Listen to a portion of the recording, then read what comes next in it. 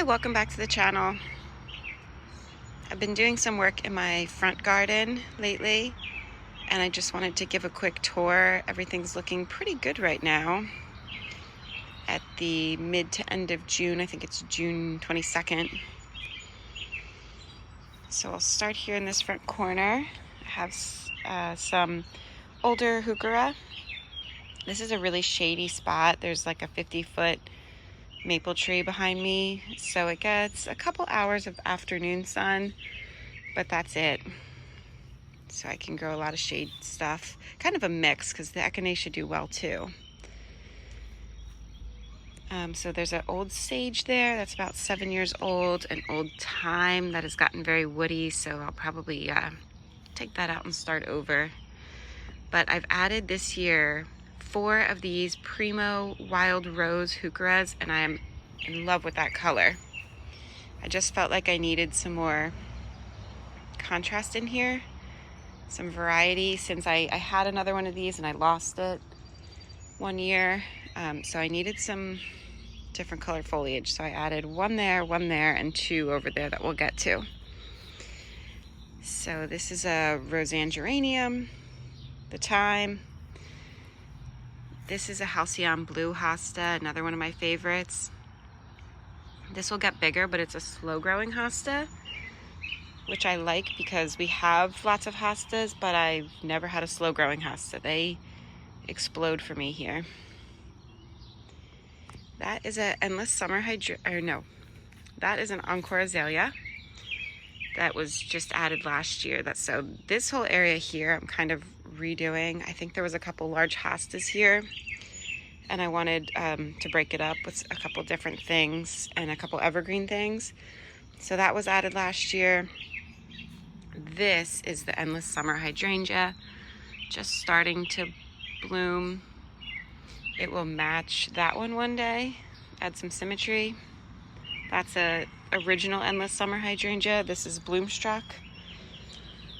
And then this is also a new addition for this year. It's a lemon lime nandina, which are also evergreen. So that, of course, in this pot is Super Tunia Vista Bubblegum. The best petunias, in my opinion. And they have done well, even though, like I said, it's very shady here. This is another endless summer hydrangea. This is Popstar. It's small now, but it will get a little bit bigger. I think they get 18 to 36 inches. And that's just a big old hosta. I do not know the variety. All these hostas were taken from my parents' yard. I just took out a section, planted them, and they took off. That's a cryptomeria. It's a slow grower. And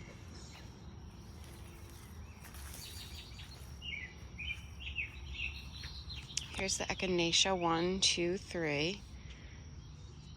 Candy tuft, which is done. Some lilies, which never do that well, because like I said, we do not get that much sun here. But they'll get some flowers. This is another one of my favorite hostas, the blue mouse ears. This is one from my parents' garden. There's a caramel colored heuchera there.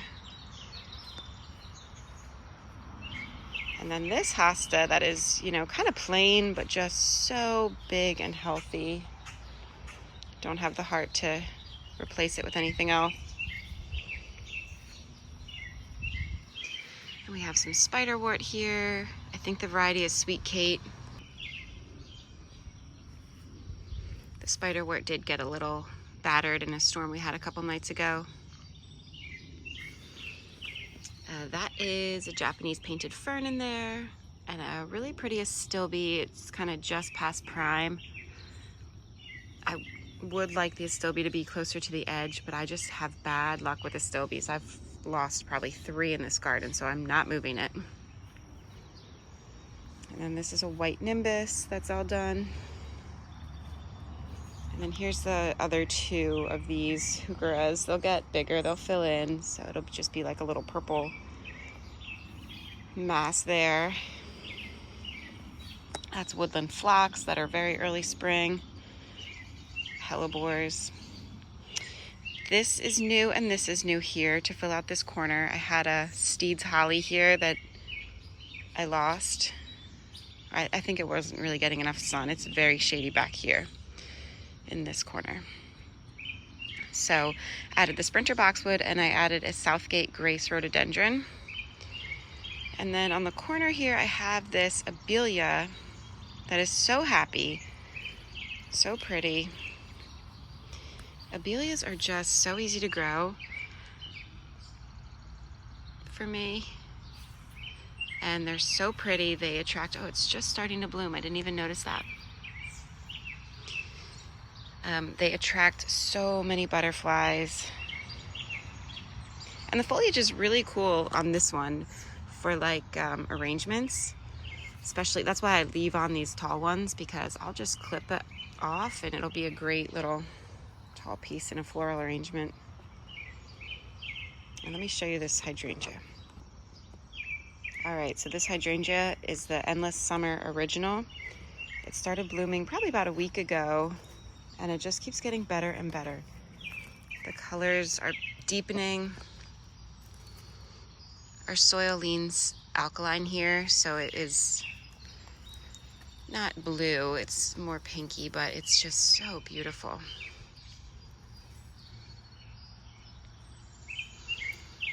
I love these Endless Summer hydrangeas. They are so easy to grow. You don't have to question when to prune them. Look at that one. And there's still more coming,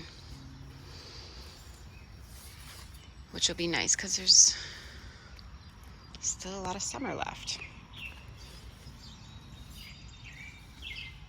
I did add some soil acidifier, so some of them are a little bit more blue than others. I'll show you my other hydrangeas. All right, so this is the north side of the house, and I've got 3 more hydrangeas over here. This is my absolute favorite for the past few years. This is this Endless Summer Crush. The color is just so vibrant. I want to buy like 3 more of these. I just haven't found a spot for them yet.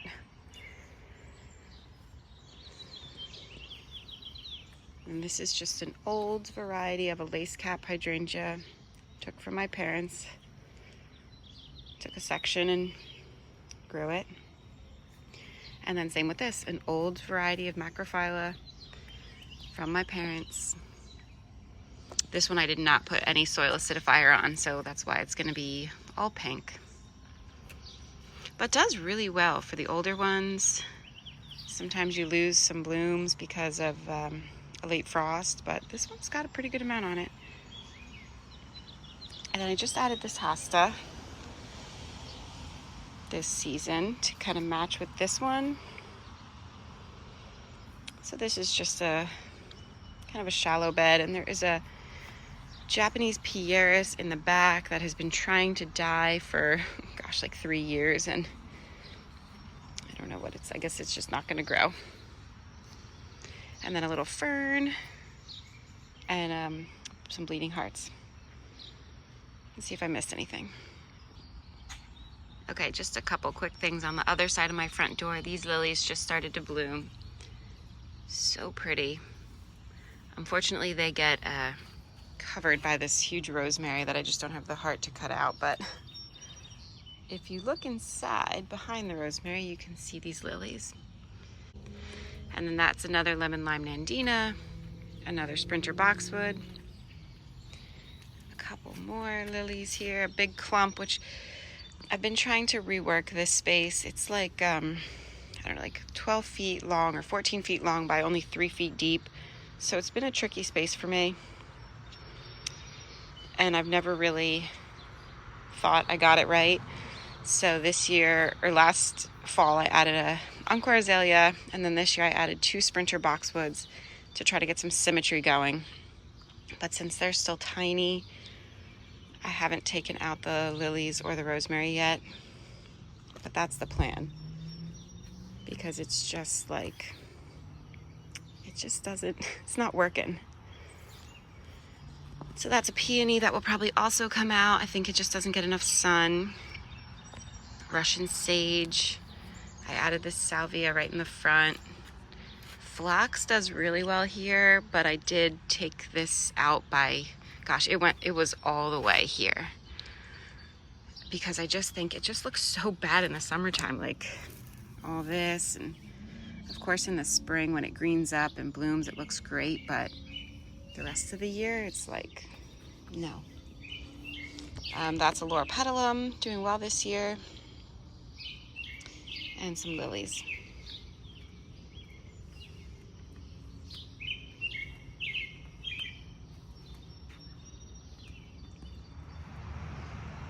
Thanks for stopping by and visiting my garden.